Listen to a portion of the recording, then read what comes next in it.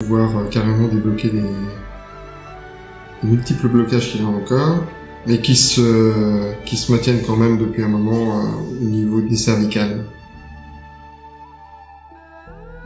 Voilà, là l'énergie est très très forte.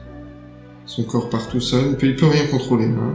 Et pour débloquer ses cervicales, voilà la position. Il fait la chandelle, une position qui existe dans le yoga.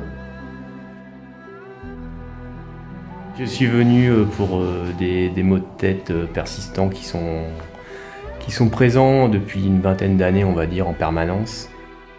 Et je concentre toujours l'énergie dans le haut de son dos au niveau des cervicales. Donc c'est vrai que tout le monde ne réagit pas pareil. Il y a des gens qui vont aller moins loin, qui vont bouger très peu, et d'autres qui vont bouger vraiment énormément, là, comme ce monsieur. Hein. Bon, aussi fort, c'est quand même des cas très rares où le corps se tord comme ça pour débloquer. Vraiment, ce monsieur est très très très souple. J'ai toujours été souple, mais je ne suis pas gymnaste, non. Quand j'agis là, oui, je suis conscient. C'est pas moi qui cherche à faire les mouvements. Ça vient du magnétisme. Mais ensuite, oui, je suis conscient de ce que je fais, oui, tout à fait.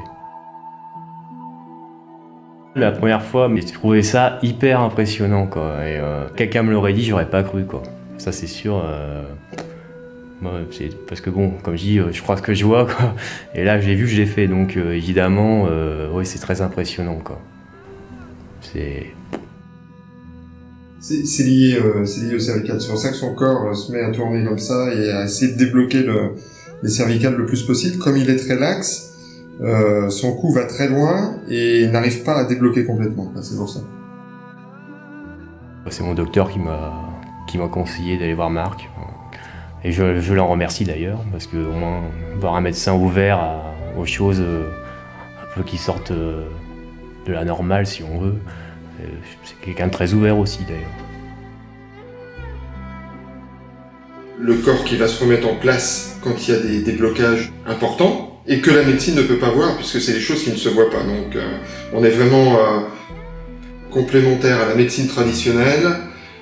Je pense que même la médecine traditionnelle devra accepter pour certains qu'on travaille avec elle puisque c'est très très important de pouvoir faire le relais. Il y a la médecine traditionnelle, il y a nous après. Voilà, en complément.